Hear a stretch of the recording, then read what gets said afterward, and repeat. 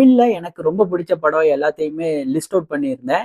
இன்னைக்கு தமிழ் இல்லாம வேற மொழியில வந்த நிறைய படங்கள் எனக்கு இந்த வருஷம் ரொம்ப பிடிச்சிருந்த படம் எல்லாமே லிஸ்ட் பண்ணியிருக்கேன். 2024 பெஸ்ட் அதர் லாங்குவேஜ் மூவிஸ் நான் சொல்றேன், நீங்க கேளுங்க. ஃபர்ஸ்ட் எடுத்தது எனக்கு இந்த வருஷம் ரொம்ப பிடிச்ச படம் நானியோட சூர்யா சாட்டர்டே. ரொம்ப வருஷத்துக்கு முன்னாடி நம்மள சின்ன பசங்களா இருக்கும்போது Rajini sir, Vijayakanth sir, Kamal sir இந்த மாதிரி எல்லாருமே வந்து ஆங்கிரி யங் மேன் அப்படிங்கிற ஒரு ஸ்டோரி ஃபார்மேட்ல தொடர்ந்து நிறைய படம் பண்ணிட்டு இருப்பாங்க. ஒரு யங்ஸ்டர் ஹீரோவா இருப்பாரு. அவரு வந்து ரொம்ப கோவக்காரரா இருப்பாரு. வில்லனை போட்டு தூக்கி அடிப்பாரு. ஒரு கமர்ஷியல் ரெகுலர் ஃபார்முலா தான் அது.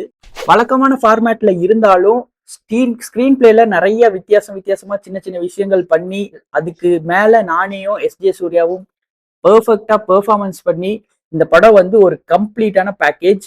நீங்க இன்னும் பார்க்கலனா நெட்ஃபிளிக்ஸ்ல இருக்கு, கண்டிப்பா செக் அவுட் பண்ணுங்க. இந்த வருஷம் மலையாள சினிமால தான் வந்து மழை அதிகம். ஏன்னா ஏகப்பட்ட த்ரில்லர்ஸ், ஏகப்பட்ட சூப்பரான மூவிஸ் நிறைய இந்த வருஷம் பண்ணியிருந்தாங்க. அந்த வகையில இந்த வருஷம் எனக்கு ரொம்ப ரொம்ப பிடிச்ச படம் ஆவேசம் தான். ஃபஹத்தும் அப்புறம் அந்த சின்ன பசங்களும் சேர்ந்து சூப்பரா பெர்ஃபார்ம் பண்ணியிருப்பாங்க. அடிப்பொலினா அது வந்து ஆவேசம் தான். யூனிக்கான ஒரு கேரக்டர், யூனிக்கான ஒரு ஸ்டோரி லைன், ஸ்கிரீன் பிளேவும் யூனிக்கா இருக்கும். அது எல்லாத்துக்கும் மேல பிளாக் காமெடி ரொம்ப சூப்பரா ஒர்க் ஆயிருக்கும்.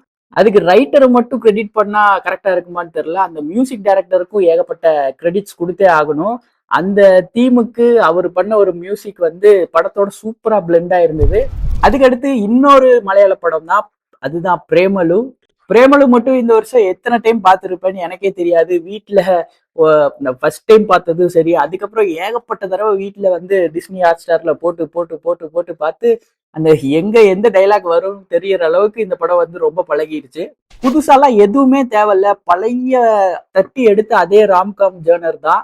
இருந்தாலும் காமெடி எல்லாம் இந்த டைமுக்கு ஒர்க் அவுட் ஆகுற மாதிரி, ஜென்ஜிக்கு ஒர்க் அவுட் ஆகுற மாதிரி காமெடி எல்லாம் வச்சு, அதுக்கு மேல வந்து வழக்கமான எந்த ஒரு இதுவும் இல்லாத ஓல்டு ஸ்கூல் ராம்காம் வச்சு, அதுக்கு வழக்கம் போல அந்த அமெரிக்கா மாப்பிள்ள மாதிரி ஒரு வில்லன் வச்சு ரொம்ப பெர்ஃபெக்டான ஒரு படம் இந்த வருஷம் பிரேமலு. 2024 எடுத்துட்டோம்னா மஞ்சுமல் பாய்ஸ் பத்தி பேசாம இருக்கவே முடியாது. என்னோட லிஸ்ட்ல அடுத்து இருக்க படம் கண்டிப்பா மஞ்சுமல் பாய்ஸ் தான். சர்வைவல் த்ரில்லர்னாவே அது வந்து எப்பவுமே ரொம்ப இன்ட்ரெஸ்டிங்கா இருக்கும். அதை வந்து கரெக்டா பண்ணிட்டா அதை விட சூப்பரான ஜேர்னர் எதுவுமே கிடையாது அப்படின்னு நான் ஹானஸ்டா நம்புறேன். மஞ்சுமல் பாய்ஸ்ல ஃப்ரெண்ட்ஷிப் பத்தி சூப்பரா சொல்லியிருப்பாங்க. அதுவே வந்து ரொம்ப சூப்பரா இருக்கும். நம்ம கடைசியில ஃப்ரெண்ட்ஸ் எல்லாரும் சேர்ந்து அவங்க ஃப்ரெண்டை காப்பாத்துறதுங்கிறதெல்லாம் வந்து ரொம்ப சூப்பரா ஒர்க் அவுட் ஆயிருந்தது ஆடியன்ஸ் கிட்ட.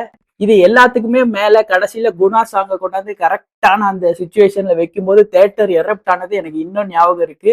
இந்த வருஷத்தோட one of the best theatrical experience வந்து கண்டிப்பா மஞ்சுமல் பாய்ஸ் தான். திரும்பவும் மலையாள சினிமா தான், திரும்பவும் சர்வைவல் த்ரில்லர் தான். இந்த டைம் ஆனா ஆடு ஜீவிதம் பத்தி தான் சொல்ல போறேன். கல்ஃப்ல அரப் கண்ட்ரீஸ்ல போய் ஒர்க் பண்ற நம்ம ஆளுங்களை பத்தி நிறைய ஸ்டோரிஸ் நம்ம கேள்விப்பட்டிருப்போம். ஆனா எதுவுமே நமக்கு தெரியாது, பெருசா அங்க என்ன நடக்குதுன்னே நமக்கு தெரியாது.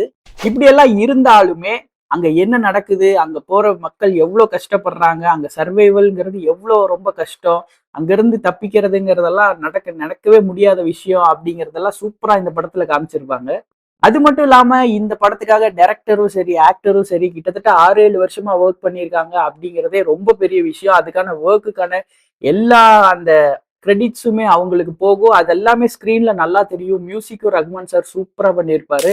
இன்னொரு மலையாளம் படம் பத்தி இந்த வருஷம் கண்டிப்பா பேசி ஆகணும். அதுதான் பேசில் ஜோசஃபும் நஸ்ரியாவும் நடிச்ச சூக்ஷ்ம தர்ஷினி. இந்த படம் வந்து ரொம்ப ரொம்ப யூனிக்கான ஒரு ஸ்டோரி லைன், எனக்கு ரொம்ப பிடிச்சிருந்தது. அது எல்லாமே கடைசி வரைக்கும் கொண்டு போய் கடைசியில அந்த ட்விஸ்ட் வந்து பேங்கரா இருந்தது. எனக்கு ரொம்ப பிடிச்சிருந்தது. நான் அதை வந்து கொஞ்சம் கூட எக்ஸ்பெக்ட் பண்ணவே இல்லை. இந்த மாதிரி ஸ்டோரி எல்லாம் வந்து கண்டிப்பா மலையாளம் சினிமாவால மட்டும்தான் யோசிக்கவும் முடியும், எடுக்கவும் முடியும். ரொம்ப நார்மலான ஹவுஸ் ஒய்ஃப், அவங்க வீட்டு பக்கத்துல இருக்க நெய்பர்ஸ், அதுக்குள்ள இத்தனை விஷயம் கொண்டு வந்து கடைசியில அந்த ட்விஸ்ட் எல்லாம் வச்சது வந்து ரொம்ப நல்லா இருந்தது. ஓடிடியில இன்னும் 2-3 நாள்ல வரப்போகுதுன்னு சொன்னாங்க. கண்டிப்பா செக் அவுட் பண்ணுங்க, நீங்க இது வரைக்கும் பார்க்காம இருந்தீங்க. ஹிந்தி சினிமா போன வருஷம் மாதிரியே இந்த வருஷமும் ரொம்ப பெரிய ஹிட் எல்லாம் எதுவும் கொடுக்கல. ரொம்ப இன்ட்ரெஸ்டிங்கான படம்லாம் எதுவும் வரல நான் நினைச்சிட்டு இருந்தேன். ஆனா ஒரு படம் யூனிக்கா இருந்தது, ரொம்ப பிடிச்சிருந்தது. இந்த வருஷம் ஆஸ்கர் வரைக்கும் கூட போயிருக்கு. ஆமாங்க, நீங்க எக்ஸ்பெக்ட் பண்ண மாதிரியே, கெஸ் பண்ண மாதிரியே அது லாபட்டா லேடிஸ் தான். நெட்ஃபிளிக்ஸ்ல தான் நானும் பார்த்தேன். படம் எனக்கு ரொம்ப பிடிச்சிருந்தது. ரொமான்ஸ், ஃபெமினிசம், உமன் எம்பவர்மெண்ட் இந்த மாதிரி நிறைய விஷயத்த ரொம்ப எளிமையா, ரொம்ப ஈஸியா வந்து ஒரு கிரவுண்டடான ஸ்டோரியில அவ்வளோ அழகா சொல்லியிருப்பாங்க. ஹியூமன் எமோஷன்ஸ்னா இப்படிதான் இருக்கணும், அது எவ்வளவு ஸ்ட்ராங் ஆனது, இந்த மாதிரி எமோஷன்ஸ் ஸ்ட்ராங்கா இருந்தாவே ஆட்டோமேட்டிக்கா ரைட்டிங் சூப்பரா இருக்கும். இந்த படம் ஃபுல்லாவே எமோஷன்ஸ் வந்து ரொம்ப ரொம்ப சூப்பரா ஸ்ட்ராங்கா இருந்தது. அதனாலேயே இந்த படம் வந்து எனக்கு இந்த வருஷம் ரொம்ப பிடிச்சிருந்தது. அடுத்தது தெலுங்கு சினிமால இன்னொரு படம் இந்த வருஷம் எனக்கு ரொம்ப பிடிச்சிருந்தது. அதை பத்தி தான் ஏற்கனவே நம்ம சேனல்ல கூட ஒரு வீடியோ பண்ணியிருந்தோம். லக்கி பாஸ்கர் தான். எந்த இடத்துலயுமே நம்மளைய ஸ்கிரீனை விட்டு நவுற விடாம ரொம்ப ஸ்பீடான ஒரு ஸ்கிரீன் பிளே, ரொம்ப ஷார்ப்பான டைலாக்ஸ், இது எல்லாமே இருந்தது. ஸ்கிரீன் பிளே வந்து பயங்கர ஃபாஸ்டா இருந்ததுனால ரொம்ப ரேசியான ஒரு த்ரில்லரா இருந்தது. அது எல்லாத்துக்கும் மேல கிளைமேக்ஸ்ல ஒரு நல்ல சாட்டிஸ்பாக்சன் கொடுக்கும். இந்த வருஷம் இந்த லிஸ்ட்ல ஒரே ஒரு இங்கிலீஷ் படமும் இருக்கு. இந்த வருஷம் எனக்கு நான் பார்த்த வரைக்கும் எனக்கு ரொம்ப பிடிச்ச ஒரு இங்கிலீஷ் படம் கண்டிப்பா இதுதான்.